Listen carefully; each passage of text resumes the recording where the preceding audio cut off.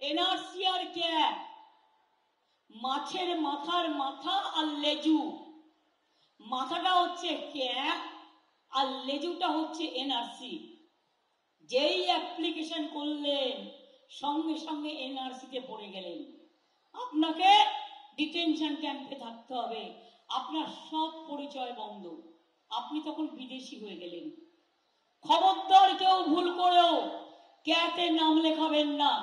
আমরা কেউ করতে দেবো না, মানুষের অধিকার করতে দেবো না, এনআরসিও করতে দেবো না।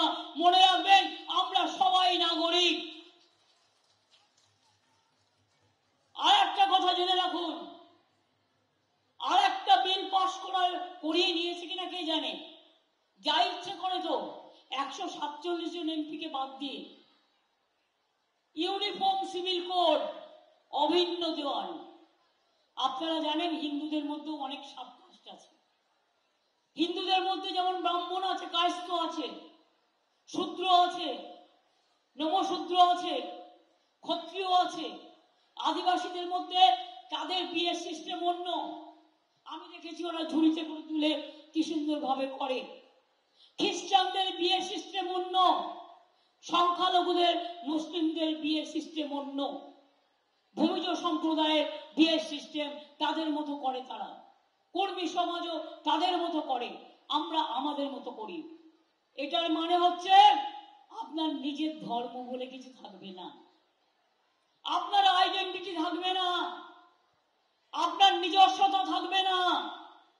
বিজেপি কান ধরে তুলবে আর কান ধরে মুলবে আর বলবে যাও সব জেল মে চলে যাও, শুধু মোদী বাবু একা বাইরে থাকবেন আর সবাই জেলে থাকবে। আমরা বলি নতুন পার্লামেন্ট যেটা বানিয়েছো এখন থেকে ওটাকে জেলে ভরে দাও, ওটাকে জেলে কনভার্ট করে দাও, তাহলে আর তোমাকে হুঙ্কার দিতে হবে না। প্রধানমন্ত্রীর হুঙ্কার দেয়া আমি মানতে পারি না, আমি মানবো না, কেউ মানবে না। আপনার কাছ থেকে লোকে ভদ্র ভাষা প্রত্যাশা করে। আমিও তো কথা বলছি, আপনি কথায় কথা বলুন না, ভাষায় ভাষা বলুন না, কোনো আপত্তি নেই।